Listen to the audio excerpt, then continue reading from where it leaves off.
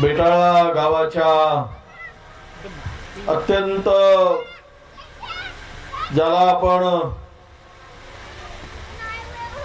या गावाच्या लहान मोठ्या सर्व माणसांच्या सर्व व्यक्तींच्या एक जी शरीरात असे तशी रक्तवाहिनीचं काम शहरातल्या नसा करतात तसा या गावातील कायमचा संपर्क जोडणाऱ्या या पुलाच्या भूमिपूजनाच्या निमित्तानं या मंचावर उपस्थित तालुका अध्यक्ष काँग्रेस कमिटीचे खेमराजी तिलके, जिल्हा परिषदचे माजी सभापती सन्माननीय डॉक्टर राजेश भाऊ कांबळे, कृषी उत्पन्न बाजार समितीचे सभापती सन्माननीय प्रभाकर भाऊ शेलोकर, जिल्हा परिषदच्या माजी सदस्य स्मिताताई पारधी, अध्यक्ष सरपंच संघटना आणि युवक काँग्रेसचे विधानसभा अध्यक्ष आमचा युवा नेता सोनू नागतोडे, संचालक कृषी उत्पन्न बाजार समितीचे प्रमोद भाऊ मोडगरे, या गावचे सरपंच आमचे दौलतराव डोंगे, कृषी उत्पन्न बाजार समितीचे संचालक ब्रह्मदेवजी दिगोरे, पोलीस पाटील चंद्रशेखरजी कुसलवार, आमच्या उपसरपंच सौ सोनाली सूर्यवंशी, सौ ज्योतिताई डोंगे ग्रामपंचायत सदस्य, रुपालीताई मिसार, वैशालीताई राऊत, सौ देवेनेताई दिगोरे, श्री राकेश दिगोरे आणि आमचा कार्यकर्ता बाजूला बसलेला डोंगे सुद्धा सचिन डोंगे, कारण तो सातत्यानं चालता येत नसेल तरी पक्षाचं काम बसल्या ठिकाणी सातत्यानं करणारा आमचा कार्यकर्ता सचिन डोंगे. उपस्थित सर्व माझ्या बेटाळावासीय बांधवांनो, भगिनींनो आणि मित्रांनो, मी नशिबान समजतो की आज तुमच्या सगळ्यांचा आशीर्वाद मिळाला आणि स्वातंत्र्यानंतरच्या तुमच्या गावाच्या या नदीवरच्या पुलाची प्रतीक्षा तुमच्या आशीर्वादामुळं आणि माझ्या नशिबामुळं हे पूल आज इथे मंजूर झाला. हे तुमच्या सगळ्यांच्या आशीर्वादामुळे झाला. तुम्ही जर मला आमदार केलं नसतं आणि मी आमदार झालो नसतो तर माझ्या हाती ही संधी आली नसती आणि हा पूलही करण्याची संधी मला मिळाली नसती. म्हणून नशीबवान मी आहे की तुमचा आशीर्वाद मिळाला आणि या पुलाचं काम या ठिकाणी 9.5 कोटीचा मंजूर झाला. बेटाळा गावाचं नाव कसं बेटाळा पडलं असेल असा मी विचार करतो, कारण जो बेटावर आहे तो बेटाळा. त्या बेटावर कोणता असते? भोवतालून पाणी, मधात गाव, त्याला बेट म्हणतात. त्याला जुळवून गेला झाला बेटाळा. म्हणजे भोवतालून पाणी न मधात गाव, त्या गावाचं नाव बेटाळा. तर या बेटाळ्याला आता मुख्य रस्त्याशी जोडण्याचं काम यावर्षी होणार आहे. कोणत्याही परिस्थितीमध्ये या वर्षामध्ये हे काम पूर्ण होईल आणि पुढच्या वर्षामध्ये या रस्त्यानं तुम्हाला बिनधास्तपणे जाता येईल ही या ठिकाणी मी वचन देण्यासाठी तुम्हाला आलोय. म्हणून उद्घाटन या ठिकाणी करतो. मला ज्यावेळेस पहिल्यांदा आलो त्यावेळेस आमच्या कार्यकर्त्यांनी दिगोरीचे आज नाहीत, मला वाटते त्यांच्याकडे साक्षगंध आहे, ते तिकडे साक्षगंधाला मुलाच्या गेले आहेत. त्यांनी सांगितलं की भाऊ आज कार्यक्रम आहे, बरेच जण जाणार आहे, पण मला दुसरा दिवस जमत नव्हता कारण महाराष्ट्राचे दौरे, त्यामुळे या पुलाचं भूमिपूजन करणं आवश्यक होतं. आल्यानंतर मला हा पूल दाखवला आणि सांगितलं इथे या पुलावरून अनेकांच्या बकऱ्या वाहून गेल्या, अनेकांचे बैल गेलेत. मला वाटतं एका माणसाचा मृत्यू सुद्धा या पुलावरून गेला. हे म्हणजे संकट होतं. जीवावर उधार करून तुम्हाला ही कसरत करावी लागत होती. त्यावेळेस मला माझ्या या बेटाळा गावातील अनेक ज्येष्ठांनी सांगितलं की भाऊ इथे पुलाची गरज आहे. खरं तर तुम्हाला सांगतो, एका गावासाठी पूल मंजूर झालाच नसता, खरं झाला नसतं, कारण दुसरी कनेक्टिव्हिटी नाही. येते पुढचा पुढे गाव आहे. या गावासाठी 9.5 कोटी रुपये मंजूर झाले. त्यावेळेस हा पूल मी बजेटमध्ये टाकला होता, त्यावेळेस मी मंत्री होतो. आणि म्हणून म्हटलं की मंत्री झाल्यामुळं हा पूल मला बजेटमध्ये टाकता आला आणि स्पेशल बाब म्हणून, विशेष बाब म्हणून या पुलाला मी त्या ठिकाणी मंजूर करून दिलं. नाही तर झाला पूल विशेष बाब म्हणून मंजूर झाला. आणि आज हा उंच पूल, पहिले पूल बांधला तर भोंग्याच्या खालून पाणी जात होता. जात होता का वरून पाणी जात होता? तुम्ही हसले. हा, पुलं बांधले तर भोंग्यातून पाणी जातच नव्हता, पाणी पुलाच्या वरून जात होता. आता जो पूल होईल तो पुलाच्या खालून पाणी जाईल. पहिलेचा पाणी पुलाच्या वरून जात होता. भोंगे आहेच केवढाले एवढाले भोंगे, तिथून किती जायला नदी, एवढा मोठा भूती नाला म्हणजे मोठा नाला आहे.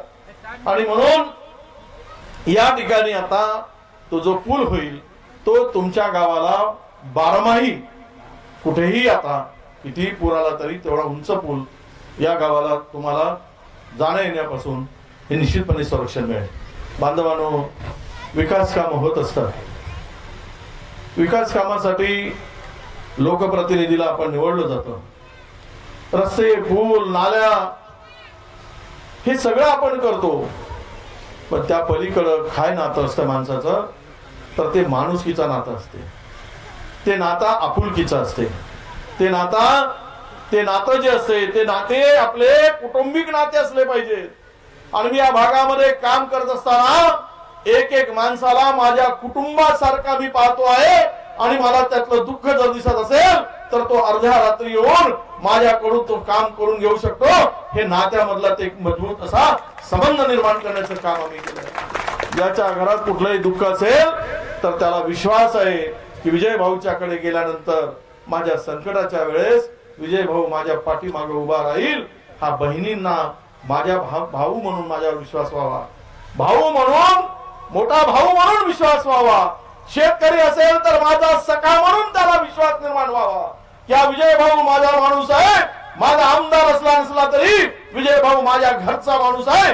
ज्यावेळेस माझ्यावर संकट येईल तर दरवाजात गेल्यानंतर विजय भाऊ माझ्या पाठीमागे उभा राहील. हा विश्वास निर्माण करण्याची गरज होती. ती निर्माण करण्याचं काम करण्याचं मी काम माझ्या हातात घेतलेलं आहे. तुम्ही सगळे पाहतायत, कुठलीही बिमारी असू दे, कॅन्सर असू दे, डोळे तपासून असू दे, ऍक्सिडेंट झाला असू दे, ज्या वेळेस असेल पूल नाही, फुलाची पाकळी दो, माणूस रडत आला असेल तर जाताना समाधानी घ्यायला पाहिजे.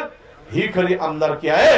नाही तर आमदारकीला कोणी विचारत नाही. आमदारकी काय असते, लोकप्रतिनिधी काय असतो, तर दुःख्या माणसाचे अश्रू पुसत असेल तर त्याची आमदारकी कामाची. नाहीतर येऊन गोड गोड बोलून पाठीवर हात फिरवला, गोड गोड बोलला, ते काही कामाचा नाही.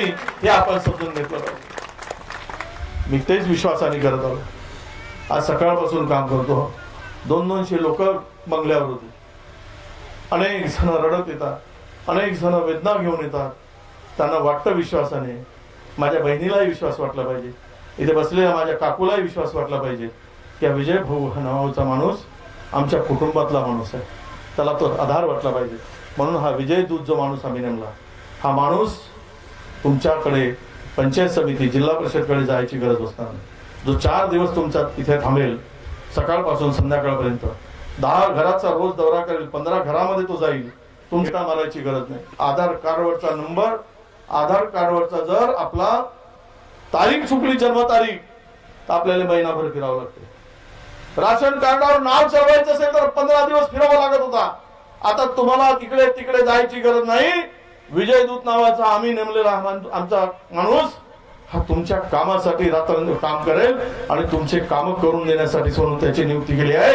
हे एक महाराष्ट्रामध्ये आम्ही 3 बुथाच्या मागे, आमच्या मतदारसंघामध्ये 3 बुथाच्या मागे एक माणूस नेमला. 3 बूथ 1 माणूस. आणि तो माणसाचं काम सकाळपासून संध्याकाळपर्यंत, शाळेच्या मुलांच्या पासून काही समस्या असतील, कोणाला दवाखान्यात भरती करायचं असेल, कोणाचा हार्टचं ऑपरेशन असेल, तुम्ही डायरेक्ट ब्रह्मपुरीच्या दवाखान्यात जाता. आता एक बाई माझ्याकडे आली, वंजारीच्या दवाखान्यामध्ये तिचा नवऱ्याचं ऑपरेशन झाला, 1,60,000 रुपये लागले.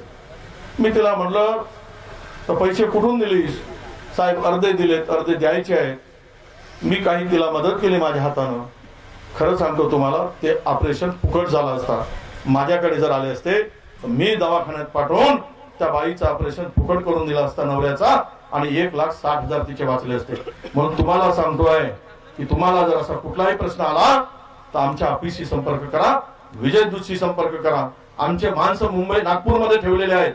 मी पगारी माणूस ठेवलाय दवाखान्यासाठी. हा माणूस तुमच्या माणसाला घेऊन जाईल आणि तिथे त्या ठरलेल्या दवाखान्यामध्ये ऑपरेशन करून आणून देईल. जिथे 1.5 लाखाचा खर्च होणार आहे तिथे 10,000मध्ये 5,000मध्ये तुमचा खर्च निघेल आणि तुमचा माणूस तंदुरुस्त होऊन तुमच्या गावाला येईल. हा विश्वास मी तुम्हाला देतो. हा विश्वास देतोय. किती खर्च करणार आपण, आपली हिंमत नसते. घर दार विकून आज कॅन्सरवाले पेशंट असतात. कॅन्सरची गाडी फिरवण्याचं काम सुरू आहे. किती लोकांना बोलतो, अरे बाबा खर्रा खा पण चुकून द्या. तोंडात भरून ठेवते. चाबड चाबड करा ना, थुकून द्या ना. एवढे कॅन्सरचे पेशंट वाढत आहे तरी आमचे लोक सुधरत नाही. आता पहिल्या वेळेस माहीत झालं तर वाचवता येते, पण तिसऱ्या स्टेज मध्ये माहीत झाल्यावर काय वाचवता येईल? घरे विका, दारे विका, सगळं विका. कॅन्सर म्हणजे पुरा बर्बाद करून सोडते, पण जीव हातात येत नाही. माणसाला वाटतं की जीव हातात येईल, अपेक्षा वाटते जगवावा बापा, आपला कुटुंबातला माणूस जगला पाहिजे म्हणून जीवाचं रान करतो तो, पण हातात माणूस येत नाही. शेवट पश्चाताप येतो आणि धनही जाते आणि माणूसही जातो. म्हणून तुम्हाला काळजी घ्यायला लागणार आहे. तुम्ही काळजी घ्या माझ्या बाप. कॅन्सर मधून मोठे मोठे माणसं नाही सुटले. आर पाटील उपमुख्यमंत्री होता, उपमुख्यमंत्री आर पाटील, तो नाही वाचला. आपण काय करतो रे माझ्या बाप? हा मला कोणता शोक करता तुमचा विषय, पण भरून ठेवतो तोंड भर आणि रात्री धरून झोपते तोंडात. अरे थुकून तरी झोपा. संध्याच नाही होत म्हणून रात्रभर झोपता. कमाला यायची. अरे तुमची सणा शेकवण नाही होईल पण जीव जाईल ना रात्रभर भरल्यावर. कसा वाचाल? आणि आपण पाहतो शिकल्या पोराले नोकऱ्या नाही, गायब झाल्या नोकऱ्या. म्हणा काय म्हणायचं ते. आता रोजगार गेला, महागाई वाढली, 1000चा सिलेंडर झाला, जगणं कठीण झालंय, खाण्याचा तेल महाग झाला, सर्व महागच महाग. त्या महागाईमध्ये नोकरी नाही. जीवाचा रान करून शिकवा, उपाशी राहून शिकवा. पुऱ्या नोकऱ्या गायब झाल्या, बेरोजगारी वाढली, महागाई वाढली. काय करल कसा माणूस, जगल कसा माणूस? आम्ही गरीब लोकांसाठी आमची सरकार होती. 35 किलो तांदूळ आणि गहू भेटायचे. 35 किलो 2 रुपये आणि 3 रुपये प्रमाणे 35 किलो. आता किती भेटते? 5 किलो होते. 5 किलो. सगळं जे काय चाललंय तुम्ही विचार करा. आता प्रभू रामचंद्राचा मंदिराचा उद्या स्थापना होणार आहे. देवाच्या नावानं मंदिर झालं पाहिजे. कोणाचा विरोध असायचं काही कारण नाही. कोणाचा विरोध असेल, विरोध कोणी करेल, परंतु असा इव्हेंट चाललाय की मंदिर आम्हीच बांधलो. पैसे सगळ्याचेच गेलेत ना. विटा नाही जमा करून दिलो ना आम्ही. पैसे आम्ही नाही पाठवलो त्यावेळेस, सगळ्यांनी जमा करून पाठवले, पण नाव एकाच बांधलो आम्ही. त्याच्यासाठी आम्ही धार्मिक आहोत. देव आमच्या हृदयात आहे. आम्ही पूजा केल्याशिवाय निघत नाही. हे का आमच्या हाताला एवढे बांधलो? आम्ही धर्म सोडतो, आम्ही देव सोडतो? पण नाही. देवाच्या नावाने, धर्माच्या नावाने राजकारण करणं आणि मत घेणं, विकास बाजूला गेला.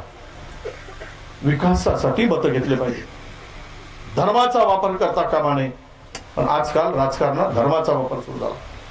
प्रभू रामचंद्रा, जो तुझा नावाचा वापर करून मत मागाल त्याचा सत्यानाश कर. कारण देव सर्वाचा आहे. देव सर्वाचा. देव कोणाच्या बापाचा नाही.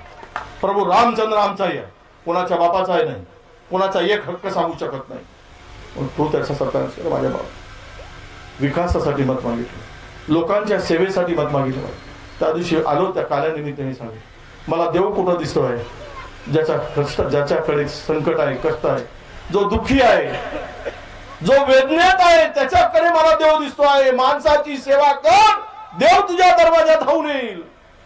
पण माणसाची सेवा करायची नाही तर देव भेटल कसा? माय बापाले लाता मारल आणि मंदिरात जाऊन पाया पडल तर देव लात मारणार नाही का? यार सोडल का? देव याला सोडणार. म्हणून देवाचं नाव घेऊन श्रद्धा ठेवा, मनात भावना ठेवा.